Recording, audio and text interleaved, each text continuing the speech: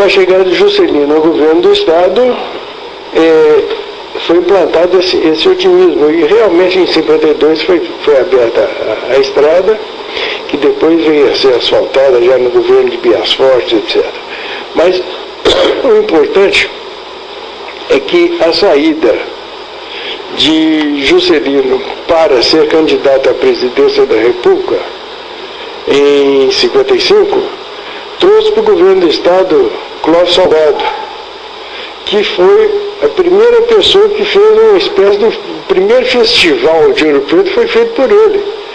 Então havia um estímulo científico, cultural muito grande, num otimismo estadual, que Juscelino levou para o plano federal. E o país realmente cresceu. E nesse crescimento do país houve uma conscientização que chegou até ao grupo escolar, aos jovens, de que o país era o importante. O resto era consequência.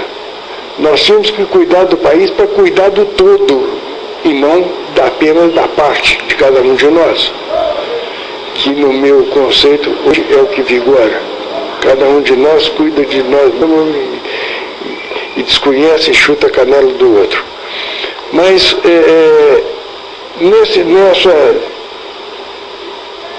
nesse clima, Ouro Preto também passou pelas mesmas dificuldades, pelas mesmas trocas de dirigentes, de chefia, de mudanças comportamentais, e que mantiveram acesa a chama do otimismo, a chama de que era preciso fazer mais pelo país, como forma de que o país pudesse ocupar o seu lugar no Conselho das Nações. Ouro Preto poderia ser um símbolo disso? Ouro Preto provoca uma inconfidência, de querer independência. Ouro Preto, de alguma forma, tem uma escola inovadora, no caso da Escola de Minas. Ouro Preto, de uma forma ou de outra, continua sendo o farol que todo político lança a mão dele, bem ou mal, pouco importa, mas para chamar a atenção de que o espírito de liberdade, o espírito de progresso, o espírito de contestação ao que é contrário ao país, ao seu povo, à sua liberdade, continua sendo a chama, o fósforo que todo mundo risca para acender a chama, mas nem sempre consegue acender a tocha. E muitos poucos hoje ainda estão dispostos a carregar a tocha da liberdade. Estão mais preocupados em carregar a sua tocha para iluminar o seu ego, e só isso. Então, nesse tempo, o ambiente era propício.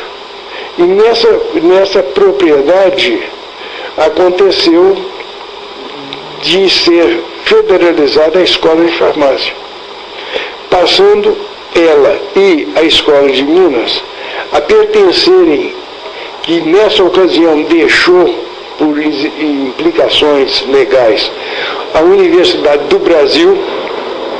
Por quê? Porque Brasil era a universidade que era do Distrito Federal, que estava mudando para Brasília. Então você tem uma série de mudanças.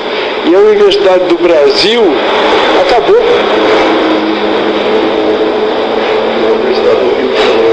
Virou a Universidade Federal do Rio de Janeiro, como tem a Universidade Federal de Brasília.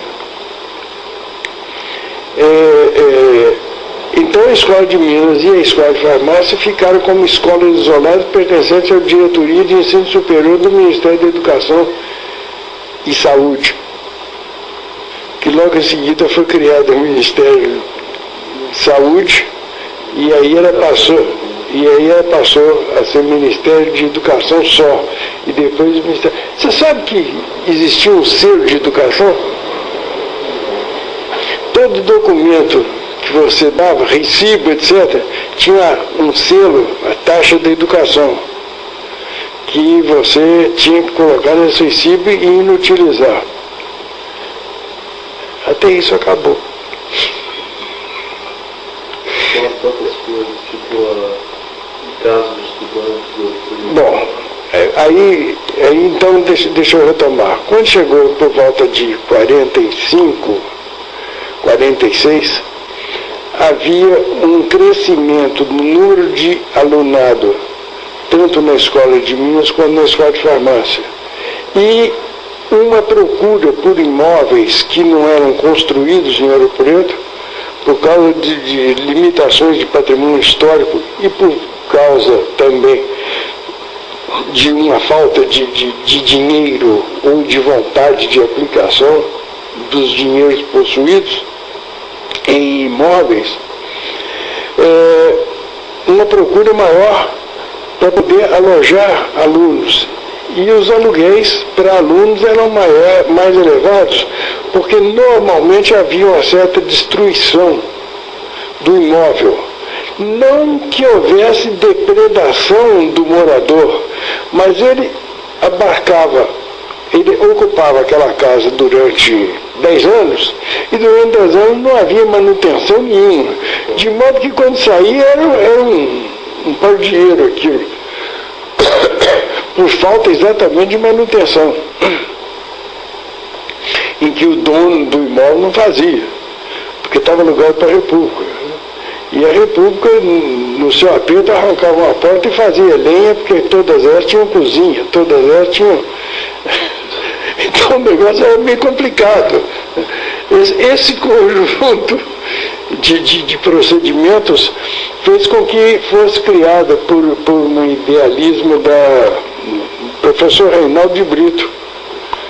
Ele e mais outros, que não estou me lembrando agora, imaginaram a criação da Casa do Estudante de Ouro Preto, exclusivamente para alunos de curso superior das duas escolas de Ouro Preto.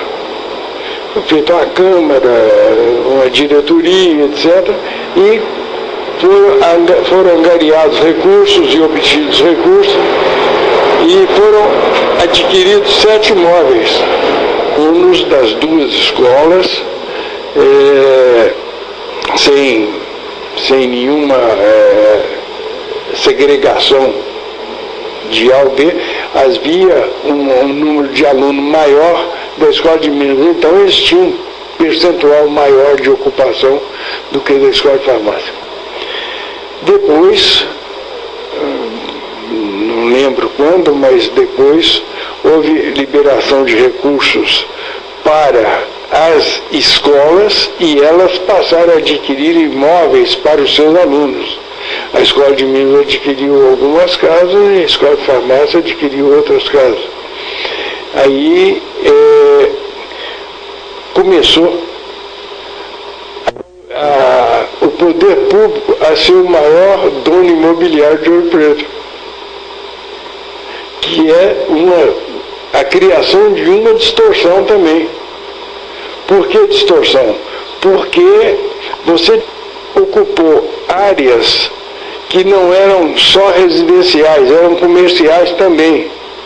E essa ocupação fez com que ou diminuísse o comércio ou houvesse uma desagregação do ambiente, porque as repúblicas próximas umas das outras passaram a criar barulhos, incômodos, etc, etc, e aí foi todo mundo fugindo, saindo das imediações. Isso não significa que exista qualquer coisa errada. É a conjuntura que ao longo do tempo foi acontecendo exatamente pela diminuição da taxa de educação familiar do alunado. E isso é inegável. Você não pode fugir dessa realidade. Agora, esse alunado não chegou aqui só porque ele teve uma má educação familiar ou uma deficiente educação familiar. Ele tem uma educação escolar também deficiente. E a prova é que a qualidade dos cursos vai caindo, continuam caindo e vão cair ainda por muito tempo, até que haja uma reversão no processo que, no meu número, são 75 anos. Nessa ocasião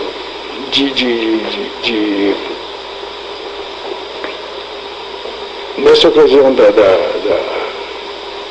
da criação das casas estudantes, etc., houve um movimento que propiciou, num certo tempo, e chamou a atenção num certo tempo para a criação da Gorsex.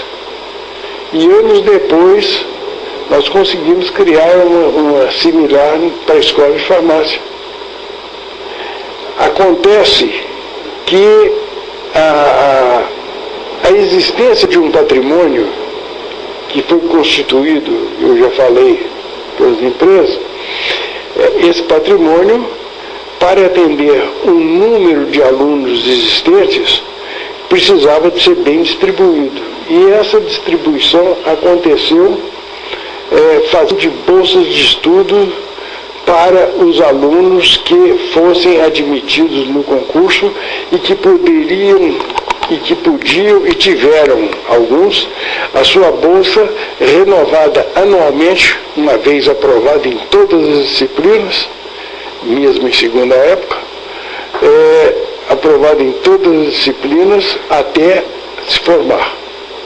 Sem nenhum documento que o obrigasse a devolver o valor investido, mas chamando para ele a atenção de que ele devia se associar à Gorsex ou a uma instituição qualquer que fosse da escolha dele e que de alguma forma proporcionasse a outrem a mesma vantagem, os mesmos benefícios ou semelhantes que ele tivesse. Evidentemente que adaptado às condições de cada época. O que valeu para 1961 até 1970, 75, não vale mais hoje. É inviável. Muito diferente. Em que você tinha preços que não se alteravam absurdamente, e depois nós tivemos a inflação galopante, em que você tinha comportamentos absolutamente estáveis. Não planejar nada, né? E você podia planejar tudo, porque a própria bolsa de estudo foi planejada em todos os seus itens. Eu queria falar um pouco sobre quem criou a bolsa, como que ela foi adaptada ao vida estudantil. Bom, essa era uma área de atuação. A segunda área de atuação para o alunado era a bolsa de suplementação. Era aquele aluno que tinha de casa R$100 e precisava de ter um mínimo de 200 para poder se manter dentro de um padrão decente e tranquilo em Ouro Preto. Então, esse recebia da Gorsex esse suplemento, sem nenhuma obrigação também de devolver qualquer coisa. E enquanto a bolsa era paga durante 12 meses, inclusive férias, essa suplementação era paga exclusivamente.